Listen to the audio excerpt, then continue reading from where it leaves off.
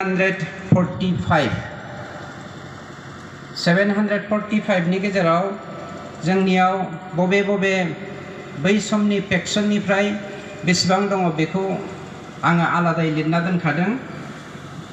दा 745 आ hardcore cadre, किन्तु टटेल जोंनियाव दासिमबो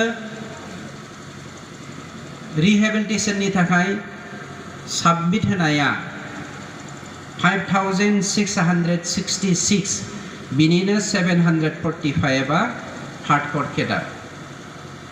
थामथियाव जोंनियाव मार्टियार्सनि बाथ्राखौ लानानै एबा एक्स ग्रेसियानि बाथ्राखौ लानानै खोब सोंनाय फिननाय बायदिसिना जथुमा लालाबायनाय, पलिटिकेलि मिसआन्डारस्टेन्डिं खालामनो नागिरनाय बाथ्रा ओंखारलागासिनो दङ।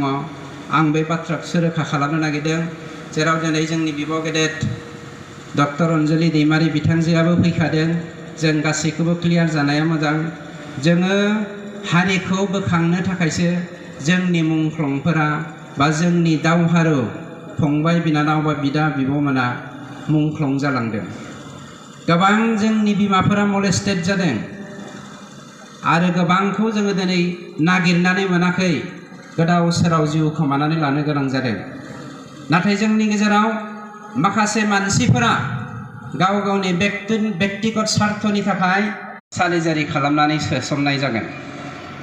बेनिखायनो बेखौ लानानै गेम गेलेनो दानांगिरथों आरो जोंनि जा दावहारु आगुनि दावहारु लोगो नोंथांमोनाबो जोंनि इमसनेल इस्युखौ एटाचमेन्ट खालामफानानै, जेरावहाय 34 बोसोर जोंनि मुभमेन्टनि मुंख्लंनि बेसेनखौ जोङो नोजोर बोनानै नंखाय मानसिया जेन मुंख्लंनि लिस्टआव हाबा बेखौ नोजोर बोफानो थाखाय आं खावलायनाय थाबाय।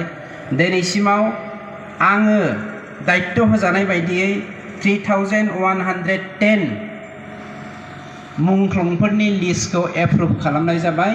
बेखौ दिनै नांगौब्ला नोंथांमोननो आङो डिस्ट्रिक्ट वाइसै राननानै हरनो हागोन। आरो बे डिस्ट्रिक्ट वाइसै राननानै हरनाय 2 नाम्बार मुंख्लं सोरबा हाबदेरनानै दङब्ला खावलायो नोंथांमोना आंनि वाट्सएपआव बेखौ दानख'नानै जेन बा सिरियाल नाम्बारखौ खोन्थानानै जेन हरो। आरो आंबो हानायमानि बिजिरगासिनो दङ। दाखालिसो क'क्राझार जिल्लानिफ्राय 3 फैबावदों। सासेया मास्टारमोन, बियो खुनु सोमोन्दो गैयामोन, सोमोन्दो गैयालासेनो नेचारेल डेथ जालांदों। एनडिबिजों बियो मालाबाबो सोमोन्दो गैयामोन। हयथ' थाइसे थाइनै मालाबा बियो जोंनो साफ्रोमबो बर' हारियानो जेराव सोमावसारनायजों सोमोन्दो दङ बिदि होननानै साफ्रोमबो बर' हारियानो नेचारेल डेथ जायोब्ला दे मुंख्लंनि लिस्टआव हाबगोन बेखौ दासान। बेनिखायनो खावलायदों, बेफोरबायदिखौ जोङो दानगासिनो दङ। आंनिफ्राय आं हानायमानि खिन्थु 2 नाम्बारनि मुंख्लंनो मालाबाबो फैसा होनाय हेफाजाब होनाय नङा। आं नोंथांमोननो दिनै बाथ्रा होनाय जाबाय। जेखियानो जाया, जोंनियाव दिनैसिम 68सा मानाव गेदेर दैदेनगिरि आरो जोंनि मावथि लोगोफोरा जेलाव हाबनानै दङ। दा बेफोरखौ जोङो माबोरै जेलनिफ्राय उदां बारनि गेजेराव लाबोगोन बा उदां नख्रांनि गेजेराव लाबोगोन, बेनि सावरायनाया सिङाव सोलिगासिनो दङ। व्यक्तिगत भाबै जोङो खोब मोजाङै मिन्थिगौ, आब' अनजलि दैमारियाबो बे खामानिखौ मावगासिनो दङ आरो बिथांनि हान्जायाबो मावदों। अब्लाबो जोंनिफ्रायबो बेखौ एडभकेट लगायनानै साथाम एडभकेटखौ नांहोनानै डाइरेक्टर जेनेरेलाबो बेवहाय, एडभकेट जेनेरेलाबो बेवहाय इनभल्भ दङ। बे खामानिखौ जोङो मावगासिनो दङ। माखासे इसिङारि बुंथावै बाथ्रा थानायनि थाखाय बेखौ आं नोंथांमोननि सिगाङाव बुंथिनाय जानाय नंला, बेखौ जोङो आलादायै सावरायनाय जागोन। जेखियानो जायाथों, गासै रिपर्टखौ आं थुलमुलै नोंथांमोननो फोरमायथिनानै होबाय। देन जोंनि बिबुंगिरि बिथांमोनाबो दिनैनि बे बिबुंसारनि गेजेरजों मोजाङै बिबुंसार होनो हानाय बायदि। दा आं मोनसे बाथ्राखौल' बुंनो नागिरदों, 7,000 बोसोर रायजो जाबोनाय बर' हारिया, सोरबा जाथिया, सोरबा व्यक्तिया, सोरबा सुथुरा बुंनो नागिरनाय बायदि जों खिन्थु हिंसानि लामाखौ लाग्रा बर' हारि नङा।